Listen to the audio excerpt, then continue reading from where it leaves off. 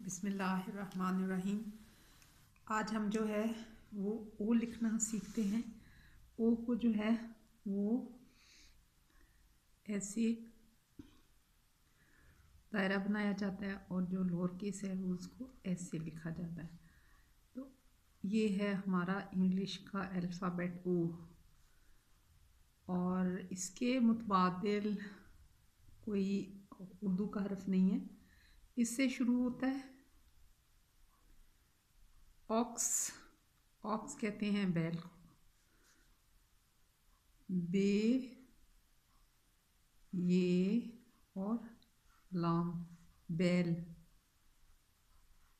آپ کو پتہ ہے نا، بیل جو ہوتے ہیں وہ گاؤں میں ہوتے ہیں، لوگ ان سے ہل چلاتے ہیں کھیتوں میں۔ اس کے علاوہ آپ نے بیل گاڑی بھی دیکھی ہوگی، آگے دو بیل جتے ہوتے ہیں اور پیچھے بیل گاڑی ہوتی ہے۔ اس کے علاوہ اورنج، اورنج جو ہے وہ زرد رنگ کو بھی کہتے ہیں، اور اورنج جو ہے ایک پھل کا نام بھی ہے جو کہ جس کو اردو میں کہتے ہیں مالٹا یا کنو، اورنج۔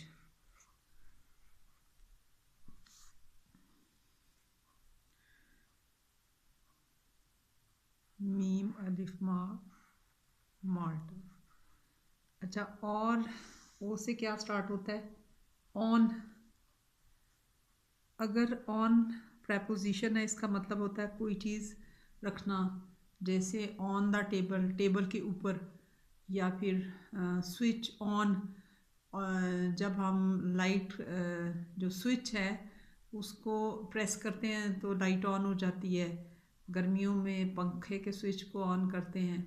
تو آن، اورنج، آکس اور obey.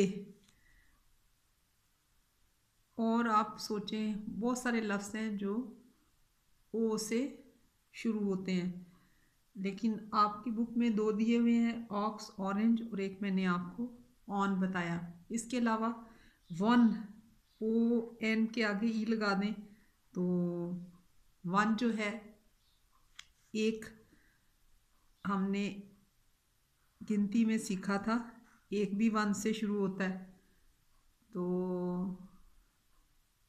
آکس، orange, on and one.